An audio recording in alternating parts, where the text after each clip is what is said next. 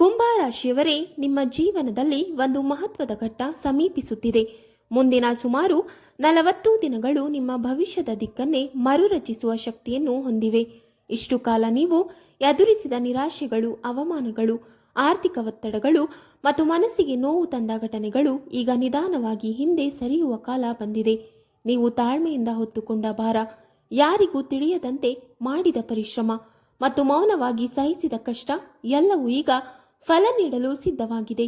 ಬ್ರಹ್ಮಾಂಡದ ಅನುಗ್ರಹವು ನಿಮ್ಮ ಪರವಾಗಿ ಕಾರ್ಯನಿರ್ವಹಿಸುವ ಸೂಚನೆಗಳು ಸ್ಪಷ್ಟವಾಗುತ್ತಿವೆ. ಆದರೆ ಪ್ರತಿಯೊಂದು ದೊಡ್ಡ ಯಶಸ್ಸಿಗೂ ಮುನ್ನ ಒಂದು ಪರೀಕ್ಷೆ ಬರುತ್ತದೆ. ಇದೇ ನಿಮ್ಮ ಅಗ್ನಿ ಪರೀಕ್ಷೆ. ಇದು ನಿಮ್ಮ ಆತ್ಮವಿಶ್ವಾಸ, ನಿಮ್ಮ ನಿರ್ಧಾರ ಶಕ್ತಿ ಮತ್ತು ನಿಮ್ಮ ಸತ್ಯನಿಷ್ಠೆಯನ್ನು ಪರೀಕ್ಷಿಸುವ ಕಾಲವಾಗಿರುತ್ತದೆ. ಈ ಅವಧಿಯಲ್ಲಿ ಕೆಲವು ಸವಾಲುಗಳು ಎದುರಾಗಬಹುದು. ಕೆಲವರು ನಿಮ್ಮ ಮೇಲೆ ಅನುಮಾನ ಮಾಡಬಹುದು. ಕೆಲವು ನಿರ್ಧಾರಗಳು ಕಠಿಣವಾಗಬಹುದು. ಕೆಲವೊಂದು ಸಂಬಂಧಗಳು ನಿಮ್ಮ ಸಹನೆಯ ಮಿತಿಯನ್ನು ಪರೀಕ್ಷಿಸಬಹುದು.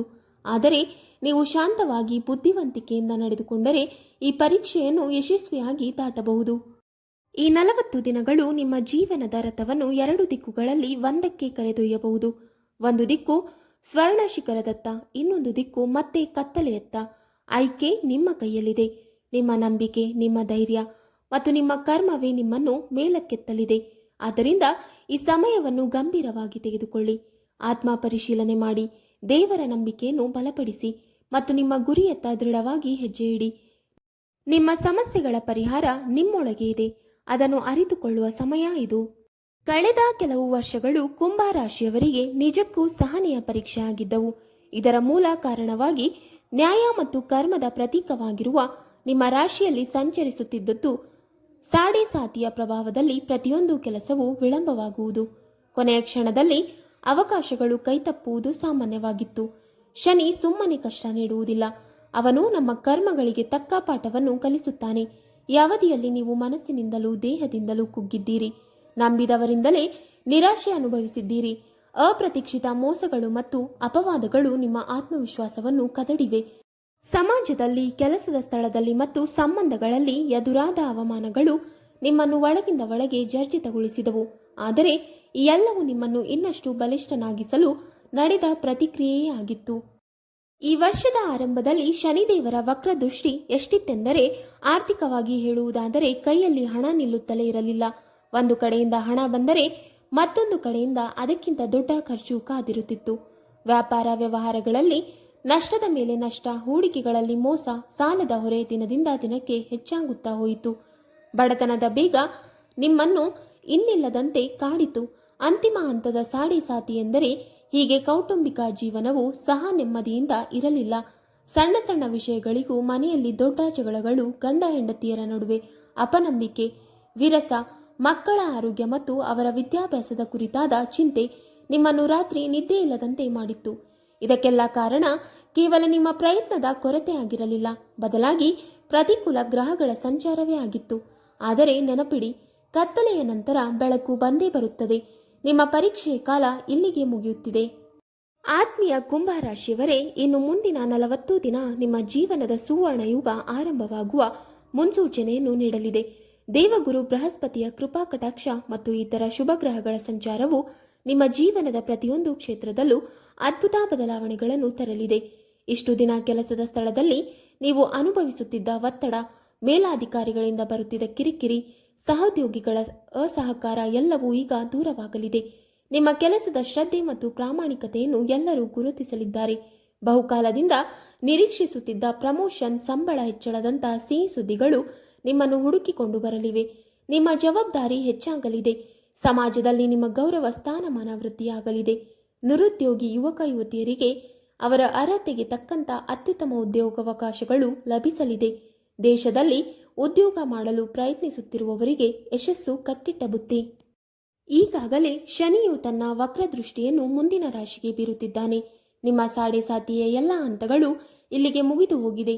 ಇದರಿಂದಾಗಿ ಇನ್ನು ಮುಂದೆ ವ್ಯಾಪಾರದಲ್ಲಿ ಹೊಸ ಹೊಸ ಚೈತನ್ಯ, ಹೊಸ ಹುರುಪು ಮೂಡಲಿದೆ. ನಿಂತು ಹೋಗಿದ್ದ ಯೋಜನೆಗಳು ಚಿಗುರು ಒಡೆಯಲಿವೆ.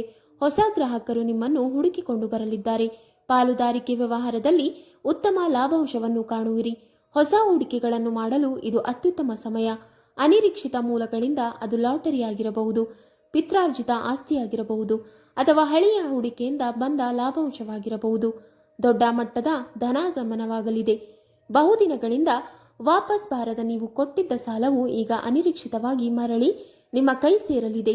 ಆರ್ಥಿಕ ಸ್ಥಿತಿ ಗಣನೀಯವಾಗಿ ಸುಧಾರಿಸಲಿದ್ದು ಸಾಲದ ಶೂಲದಿಂದ ಸಂಪೂರ್ಣವಾಗಿ ಮುಕ್ತಿ ಹೊಂದುವ ದಿನಗಳು ದೂರವಿಲ್ಲ.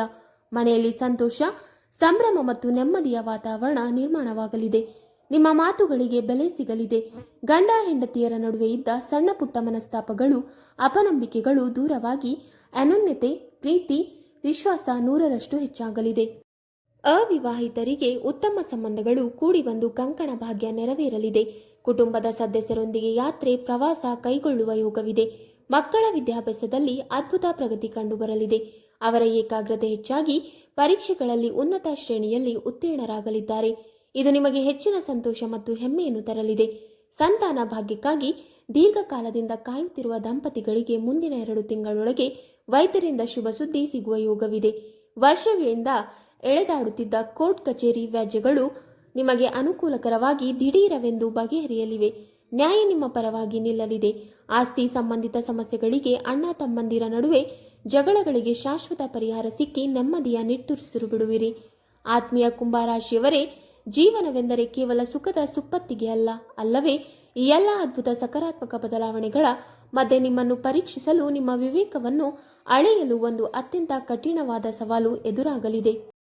ಛಾಯಾಗ್ರಹವಾದ ರಾಹುವಿನ ವಕ್ರದೃಷ್ಟಿಯಿಂದಾಗಿ ಮುಂದಿನ 2 ತಿಂಗಳೊಳಗೆ ನಿಮ್ಮ ಅತ್ಯಂತ ಆಪ್ತರಿಂದಲೇ, ನೀವು ಹೆಚ್ಚು ನಂಬಿದ ಸ್ನೇಹಿತರಿಂದ ಅಥವಾ ಸಂಬಂಧಿಕರಿಂದಲೇ ಒಂದು ದೊಡ್ಡ ಮೋಸ ಅಥವಾ ನಂಬಿಕೆ ದ್ರೋಹದ ಘಟನೆ ನಡೆಯುವ ಸಂಭವವಿದೆ. ಹೊಸ ಪಾಲುದಾರಿಕೆ ವ್ಯವಹಾರದಲ್ಲಿ ಅಥವಾ ಹಣಕಾಸಿನ ವಿಚಾರದಲ್ಲಿ ನಿಮ್ಮನ್ನು ದಾರಿ ತಪ್ಪಿಸುವ ಮೋಸ ಮಾಡುವ ಪ್ರಯತ್ನಗಳು ನಡೆಯಬಹುದು. ನಿಮ್ಮ ಯಶಸ್ಸನ್ನು ಸಹಿಸದ ಕೆಲವರು ನಿಮ್ಮ ರಹಸ್ಯಗಳನ್ನು ತಿಳಿದುಕೊಂಡು ಅದನ್ನು ದುರ್ಬಳಕೆ ಮಾಡಿಕೊಂಡು ಸಮಾಜದಲ್ಲಿ ನಿಮ್ಮ ಗೌರವಕ್ಕೆ ಧಕ್ಕೆ ತರುವಂತಹ ಕೃತ್ಯಕ್ಕೆ ಇಳಿಯಬಹುದು. ಈ ಸಮಯದಲ್ಲಿ ಒಂದು ಸಣ್ಣ ತಪ್ಪು ನಿರ್ಧಾರವು ನಿಮ್ಮನ್ನು ಮತ್ತೆ ಸಂಕಷ್ಟಕ್ಕೆ, ಕೂಪಕ್ಕೆ ತಳ್ಳಬಹುದು. ಕುಂಭರಾಶಿಯವರೇ, ಇದು ನಿಮ್ಮ ತಾಳ್ಮೆ ಮತ್ತು ಬುದ್ಧಿವಂತಿಕೆಯನ್ನು ಪರೀಕ್ಷಿಸುವ ಸಮಯ. ಈ ಕಠಿಣ ಸಮಯದಿಂದ ಪಾರಾಗಲು ನೀವು ಅತ್ಯಂತ ಜಾಗರೂಕರಾಗಿ ಮತ್ತು ಎಚ್ಚರಿಕೆಯಿಂದ ಇರಬೇಕು. ಯಾರನ್ನೇ ಆಗಲಿ, ಅವರು ಎಷ್ಟೇ ಆಪ್ತರಾಗಿದ್ದರೂ ಹಣಕಾಸಿನ ವಿಚಾರದಲ್ಲಿ ಕುರುಡಾಗಿ ನಂಬಬೇಡಿ. ಯಾವುದೇ ಹೊಸ ಒಪ್ಪಂದಕ್ಕೆ ಸಹಿ ಹಾಕುವ ಮುನ್ನ ಅಥವಾ ದೊಡ್ಡ ಮಟ್ಟದ ಹೂಡಿಕೆ ಮಾಡುವ ಮುನ್ನ 100 ಬಾರಿ ಯೋಚಿಸಿ. ದಾಖಲೆಗಳನ್ನು ಸರಿಯಾಗಿ ಪರಿಶೀಲಿಸಿ. ಸಾಧ್ಯವಾದರೆ ನಂಬಿಕಸ್ಥ ವಕೀಲರ ಅಥವಾ ತಜ್ಞರ ಸಲಹೆ ಪಡೆಯಿರಿ. ನಿಮ್ಮ ಮುಂದಿನ ಯೋಜನೆಗಳ ಬಗ್ಗೆ, ನಿಮ್ಮ ವ್ಯಾಪಾರದ ರಹಸ್ಯಗಳ ಬಗ್ಗೆ ಮತ್ತು ನಿಮ್ಮ ವೈಯಕ್ತಿಕ ವಿಷಯಗಳ ಬಗ್ಗೆ ಎಲ್ಲರ ಬಳಿ ಹಂಚಿಕೊಳ್ಳಲು ಹೋಗಬೇಡಿ. ಮಾತು ಬೆಳ್ಳಿ, ಮೌನ ಬಂಗಾರ ಎಂಬ ಗಾದೆಯನ್ನು ಈ ಸಮಯದಲ್ಲಿ ಅಳವಡಿಸಿಕೊಳ್ಳಿ. ಈ ಸಮಸ್ಯೆಯಿಂದ ಪಾರಾಗಲು ದೈವರ ಮೊರೆ ಹೋಗುವ ಅತ್ಯಂತ ಶ್ರೇಷ್ಠ ಉಪಾಯ. ಕುಂಭರಾಶಿಯವರೇ, ಶನಿ ಮತ್ತು ರಾಹುವಿನ ಪ್ರಭಾವವನ್ನು ಸಮತೋಲನಗೊಳಿಸಲು ನಿಯಮಿತವಾದ ಉಪಾಸನೆ ಬಹಳ ಮುಖ್ಯ. ಪ್ರತಿ ಶನಿವಾರ ಆಂಜನೇಯನ ದೇವಾಲಯಕ್ಕೆ ಹೋಗಿ ಎಳ್ಳೆಣ್ಣೆ ದೀಪ ಹಚ್ಚುವುದು ಮತ್ತು ನೀಲಾಂಜನ ಸಮಾಭಾಸಂ ಎಂಬ ಶನೀಶ್ವರ ಸ್ತೋತ್ರವನ್ನು ಭಕ್ತಿಯಿಂದ ಪಠಿಸುವುದು ನಿಮ್ಮ ಮನಸ್ಸಿಗೆ ಸ್ಥೈರ್ಯ ಮತ್ತು ಕರ್ಮಶುದ್ಧಿಯನ್ನು ನೀಡುತ್ತದೆ. ಇದು ಕೇವಲ ಪರಿಹಾರವಲ್ಲ, ನಿಮ್ಮೊಳಗಿನ ಭಯ ಮತ್ತು ಗೊಂದಲವನ್ನು ನಿವಾರಿಸುವ ಆತ್ಮಿಕ ಸಾಧನೆ. ರಾಹುವಿನ ಅಶಾಂತ ಪ್ರಭಾವವನ್ನು ಕಡಿಮೆ ಮಾಡಲು ಪ್ರತಿದಿನ ದೇವಿಯ ಆರಾಧನೆ ಮಾಡುವುದು ಉತ್ತಮ. ದುರ್ಗಾ ಸಪ್ತಶತಿಯನ್ನು ಪಠಿಸುವುದು ಅಥವಾ ಶ್ರವಣ ಮಾಡುವುದು ರಕ್ಷಣಾ ಕವಚದಂತೆ ಕೆಲಸ ಮಾಡುತ್ತದೆ. ಜೊತೆಗೆ ಓಂ ರಾಹವೇ ನಮಃ ಮಂತ್ರವನ್ನು 108 ಬಾರಿ ಜಪಿಸುವುದರಿಂದ ಮನಸ್ಸಿನ ಚಂಚಲತೆ ಕಡಿಮೆಯಾಗಿ ನಿರ್ಧಾರಗಳಲ್ಲಿ ಸ್ಪಷ್ಟತೆ ಬರುತ್ತದೆ. ನಿಮ್ಮ ಕಠಿಣ ಅವಧಿ ಈಗ ಕೊನೆಯ ಹಂತದಲ್ಲಿದೆ. 2026ರ ಆರಂಭದ ವೇಳೆಗೆ ನಿಮ್ಮ ಜೀವನದಲ್ಲಿ ಉನ್ನತಿ ಕಾಣುವ ಸಾಧ್ಯತೆಗಳು ಹೆಚ್ಚಿವೆ. ಇಷ್ಟು ದಿನ ಅನುಭವಿಸಿದ ನೋವು ಮತ್ತು ಅವಮಾನಗಳು ನಿಮ್ಮನ್ನು ಮತ್ತಷ್ಟು ಪರಿಪಕ್ವನಾಗಿ, ಬಲಿಷ್ಠರನ್ನಾಗಿ ರೂಪಿಸಿವೆ. ಮುಂದೆ ಬರುವ ಸವಾಲುಗಳನ್ನು ಶಾಂತಚಿತ್ತದಿಂದ, ವಿವೇಕದಿಂದ ಮತ್ತು ಭಕ್ತಿಯಿಂದ ಎದುರಿಸಿದರೆ ನಿಮ್ಮ ಯಶಸ್ಸಿನ ಪಯಣವನ್ನು ಯಾರೂ ತಡೆಯಲಾರರು. ಈ ಸಮಯವನ್ನು ಸದುಪಯೋಗಪಡಿಸಿಕೊಳ್ಳಿ. ನಿಮ್ಮ ಕನಸುಗಳನ್ನು ನಿಜವಾಗಿಸಲು ಇದು ಸೂಕ್ತ ಗಳಿಗೆ. ನಿಮ್ಮ ಮುಂದಿನ ಜೀವನ ಸುಖ, ಶಾಂತಿ, ಐಶ್ವರ್ಯ ಮತ್ತು ಆರೋಗ್ಯದಿಂದ ತುಂಬಿರಲಿ ಎಂಬ ಹಾರೈಕೆ. ವೀಕ್ಷಕರೇ, ನಿಮಗೆ ಈ ಮಾಹಿತಿ ಇಷ್ಟವಾದಲ್ಲಿ ವಿಡಿಯೋಗೆ ಲೈಕ್ ಮಾಡಿ, ಶೇರ್ ಮಾಡಿ ಹಾಗೂ ಕಮೆಂಟ್ ಮಾಡಿ. ಇಂತಹ ಮುಂದಿನ ವಿಡಿಯೋಸ್ಗಳಿಗಾಗಿ ನಮ್ಮ ಚಾನಲ್ ಅನ್ನು ಸಬ್ಸ್ಕ್ರೈಬ್ ಮಾಡಿ. ಧನ್ಯವಾದಗಳು.